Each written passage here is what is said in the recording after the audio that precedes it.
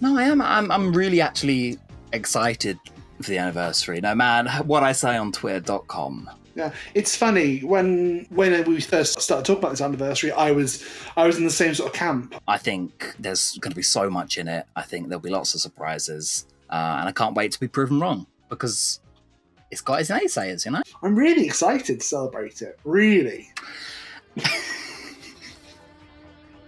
And that anniversary special is, of course, the 35th anniversary of Silver Nemesis by Kevin Clark.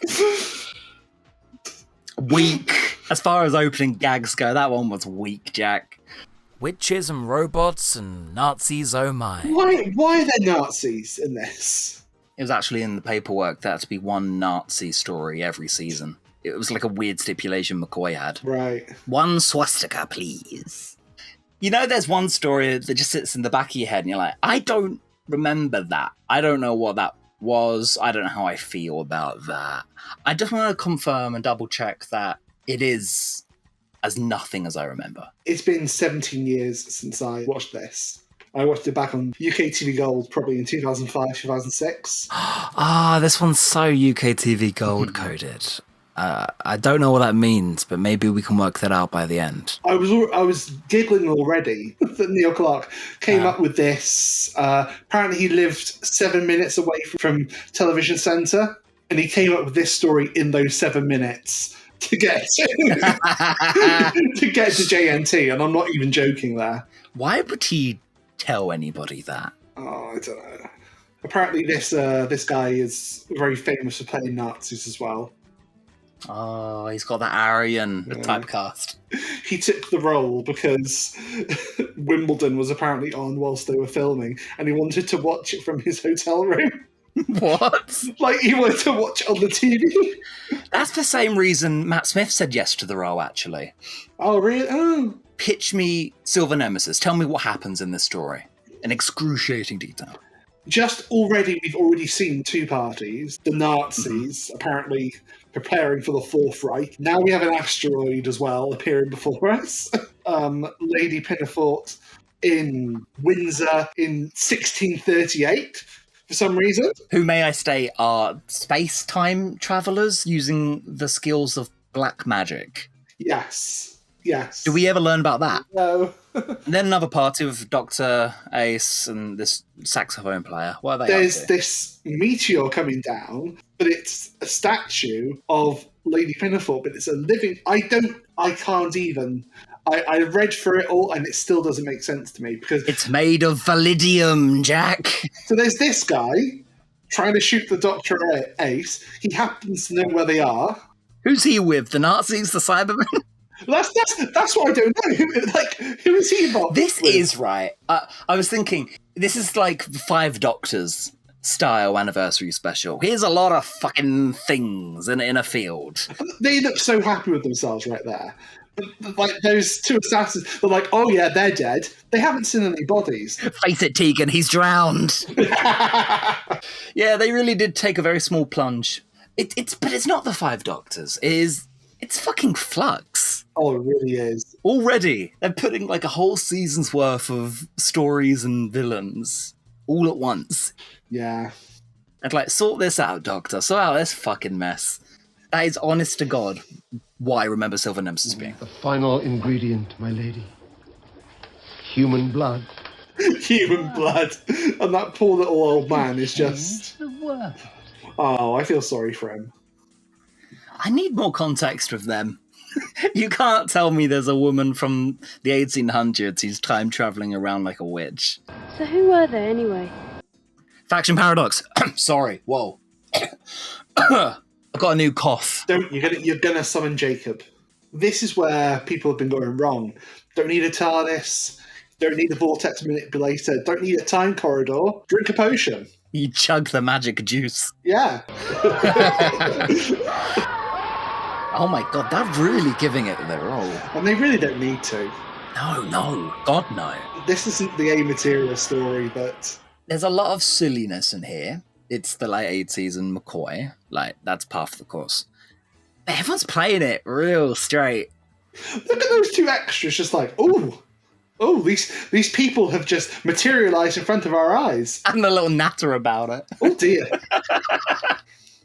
I think what gets me about this one is it also treads a lot of the same beats as Remembrance of the Daleks. Yes, yeah. It's like two stories ago.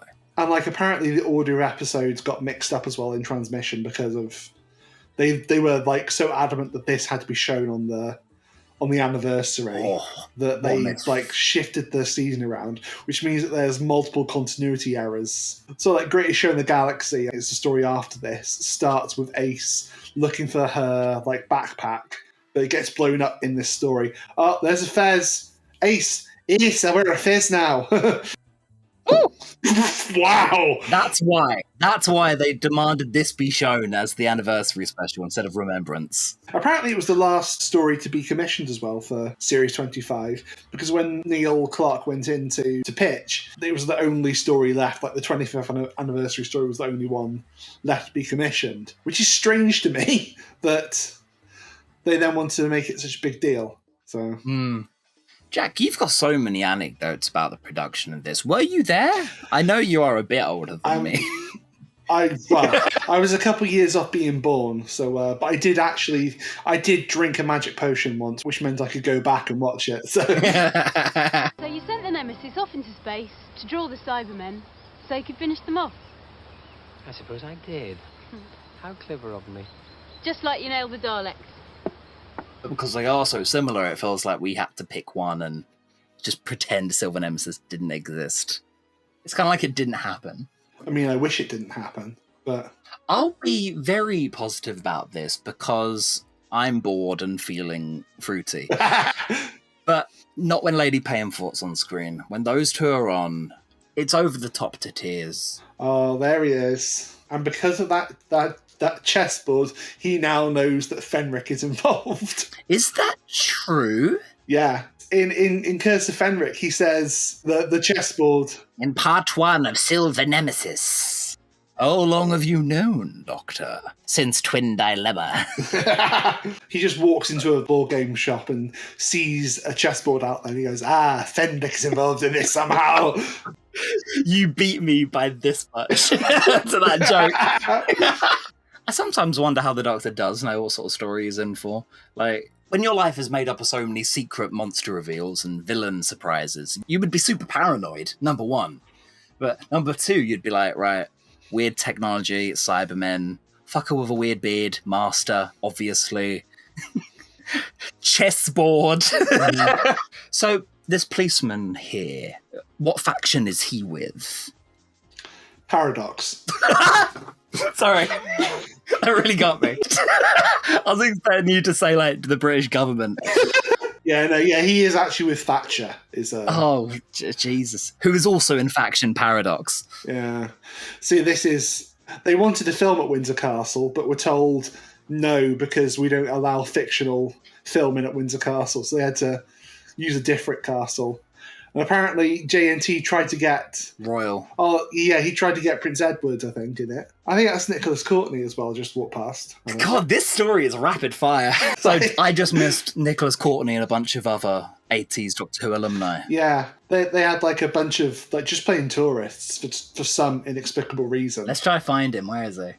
Brigadier, I'm glad you got my message. I think it's very revealing about where Doctor Who was at as a programme that Queen Elizabeth, Her Majesty, God bless your heart, actually forbid the prince from being in Silver Nemesis. Yes. Oh, well. Wow. I wouldn't believe it if I hadn't just seen it. God rest her soul. And summoned she was. Honestly, I just nosedive. We love McCoy and we love Aldred. I nosedive when we cut away from them in interest. Especially with these two, I find. Lady Painfort has so much weird lore going on that we are never privy to. She is more backstory than character. She truly is up there with like the most pathetic antagonists in the show. This time there'll be a reckoning with the nameless doctor whose power is so secret.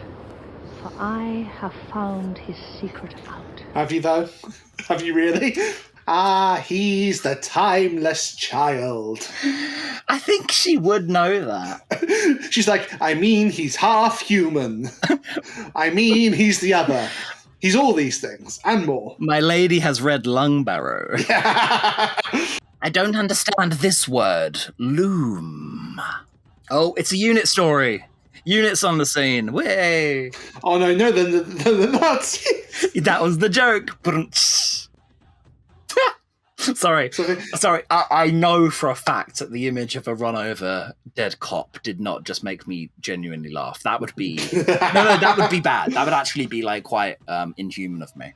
I laughed at something else. Like that silver Nemesis prop.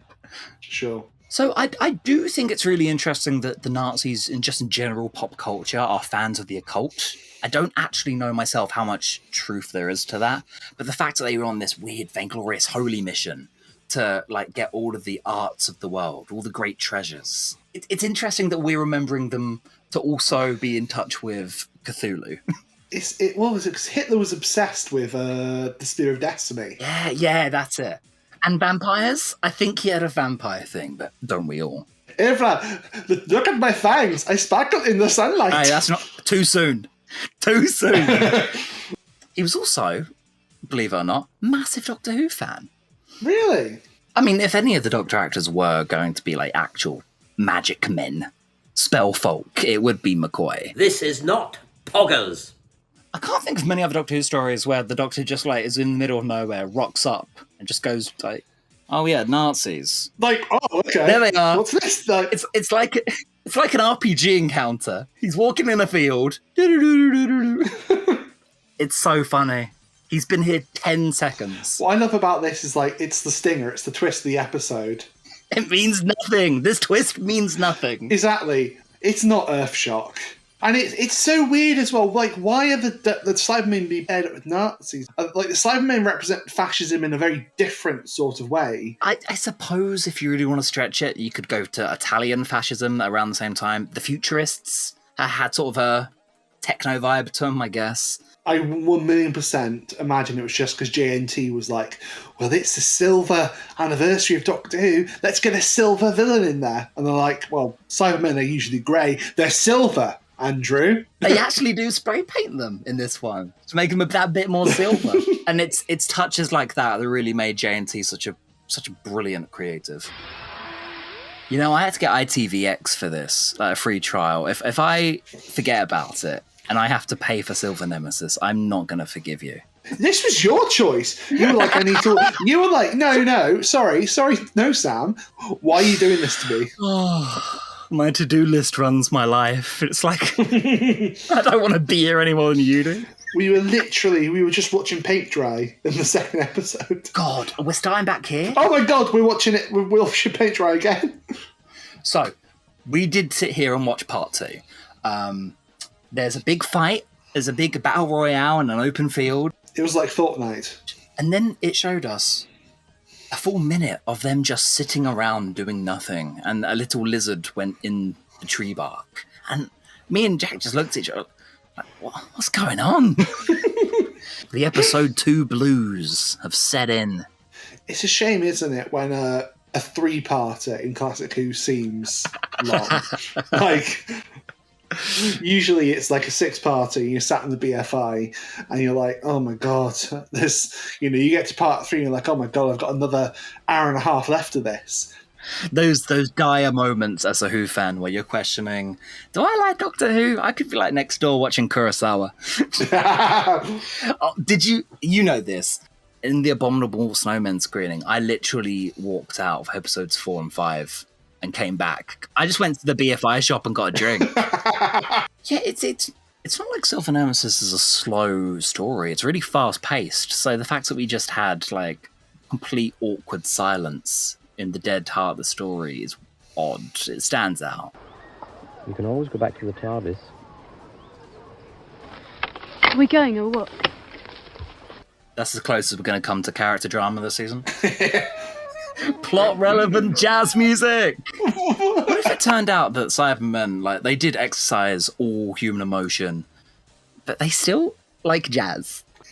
And no one knows like what happened there, but like they're way into it. Good afternoon.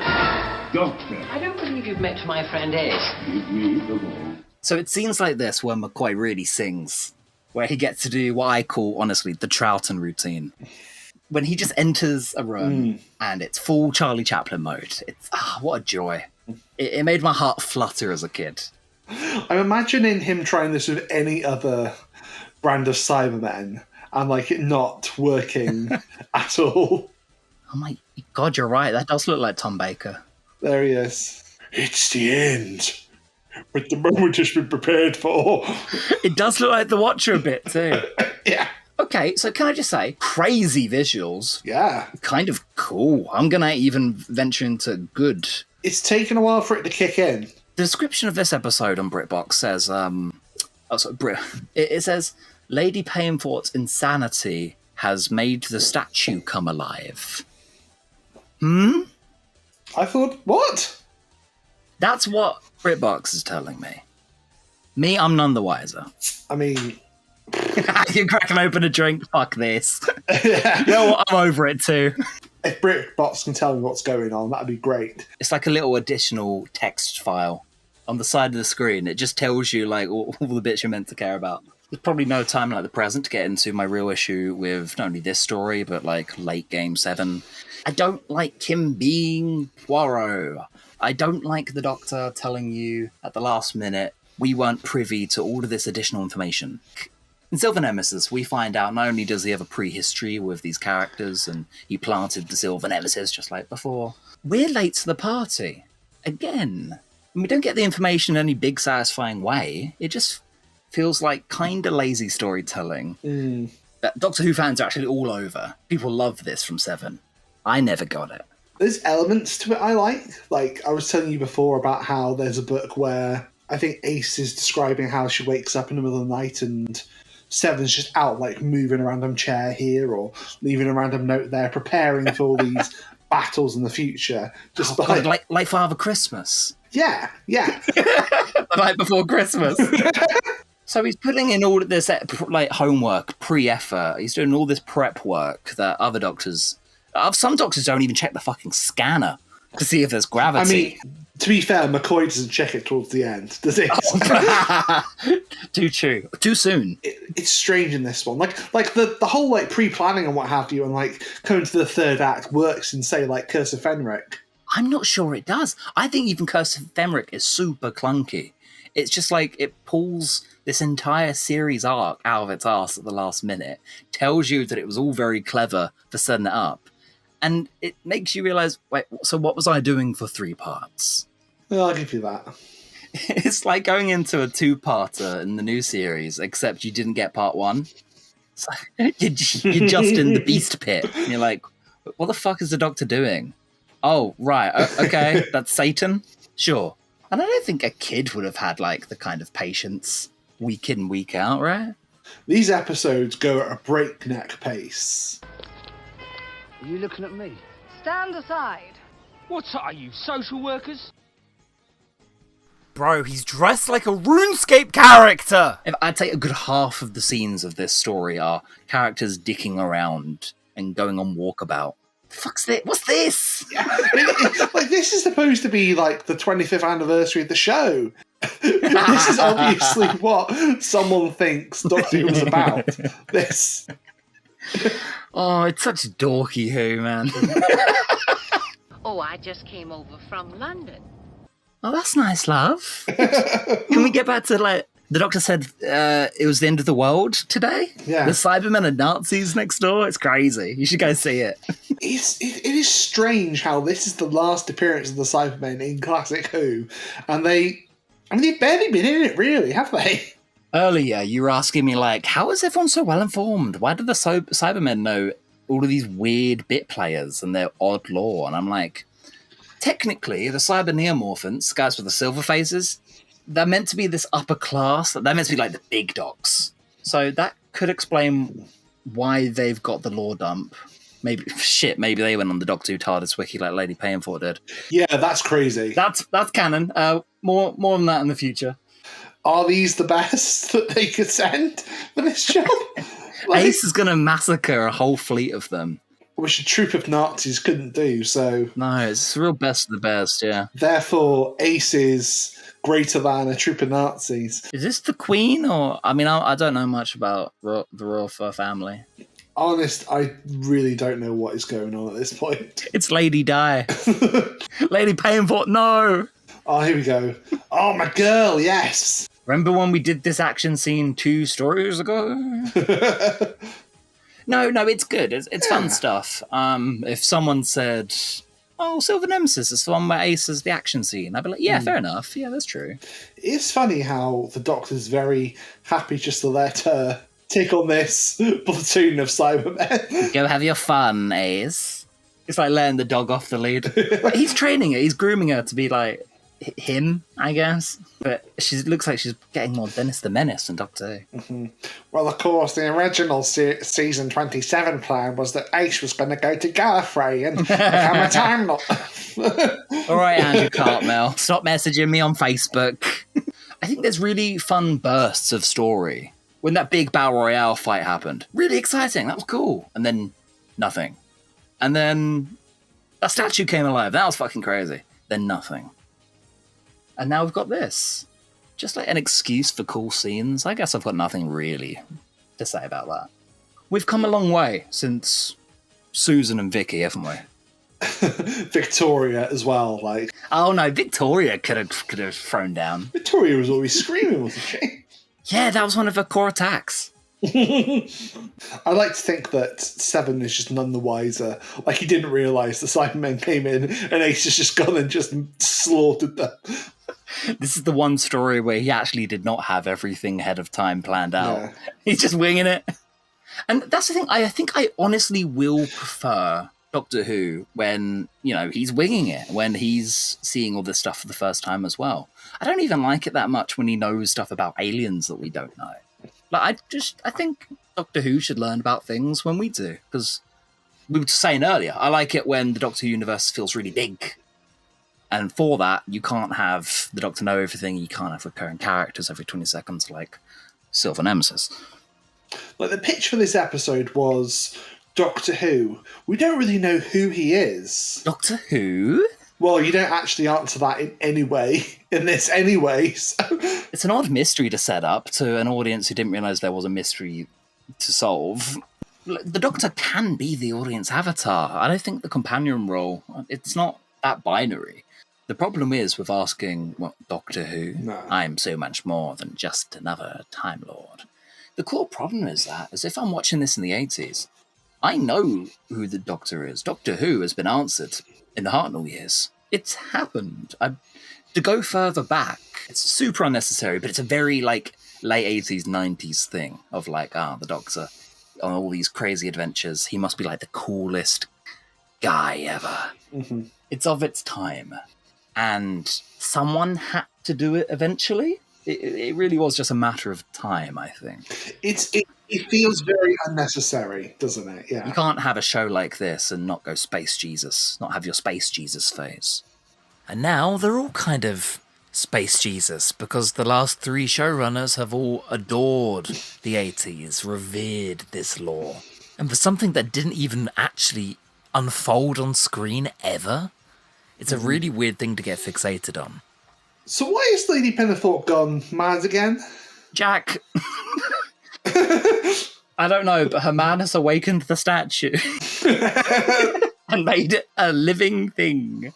I don't know. I'll check BritBox, see what BritBox says. Oh, it's not BritBox, it's ITVX. It was upgraded. Yes. BritBox has been converted. Excellent. Listen, you old bag. Enough. The Doctor's not just going to give you the bow. Sophie, we love you, Sophie. Please try harder. We love you, Sophie. You're a young actress in an unforgiving industry. Please, hey, act better. Don't badmouth. She's my best girl. She's my best. I know. She's off. No, that's crazy. No, it had a little wheel. It looked like E.T.'s head, and it was on a little wheel. Happy 35 years. What a great anniversary special. Doctor Who. once Moffat returns to this in the revival, it's a bit more justified, I think. But doing this here, at this moment, when the show's maybe at its most irrelevant, it is a shark jump. Or at least it would have been one if we had actually seen it like come to pass. Can you imagine if we'd seen Lungbarrow on TV? Oh my word. I think that I can picture that a bit better than I should. It looks a bit like Ghostlight, and it's about as incomprehensible as Ghostlight. I did think we were getting it in Flux when it was that old house in the Doctor's head. Carvanista and the furry little fuzzy guy from Lungbarrow. Make them kiss. No, Carvanista's already got Dan. Oh. Bring up the image, take down the image, censor, delete the video. So if this is 88 and we're finding out the Doctor is the super important dude, and he's been keeping this secret from us for the entire show, kind of diminishes the rest of it a bit for me. In the classic series, I just think, what, you didn't tell Sarah? And it's like, whenever he went back to Gallifrey, they were kind of like you're a fuck up. Oh, it's cutesy, isn't it? But it's a bit too twee. Well, yeah, that's this program all over. It's embracing a lot of bad habits, and it's even setting up some new bad habits that I guess we'll get to in a whole other medium. We covered so much ground in that one story, but then and I couldn't tell you about any of it. No, literally. I couldn't tell you the motivations of... He said he wants ultimate power. But, like, go for, I don't know, the Holy Grail or Spear of Destiny. No, Jack, get off your phone and watch it. Pay attention. J&T asked for a bunch of things in a field and then said, fights. And God, that's like the motivation that, like, kids making home videos have. Yeah, it's literally bashing your action figures together. You can tell that it came up within 7 minutes. You can tell. Yeah, I'd already forgotten that. That feels like days ago that you told me that information. Well, yeah, of course, we've seen the whole universe's end. Oh my God, it is like Flux. Did the universe end, Doctor? Did the universe end? Shh, be quiet, Ace. Don't mention that part, Ace. I'll explain later. Or, in this case, he didn't. Cancellation joke. Tell me about your podcast, Jack. Oh, Who you got on it? Sophie Aldred, for one, came on, so that was cool. Richard Lidster, Alfie Shaw very soon, and it's an awful lot of running. It's the 23rd of November, 2023. And next up on BBC One, Silver Nemesis. One last question, right before we head off. Do you like jazz? Play us out.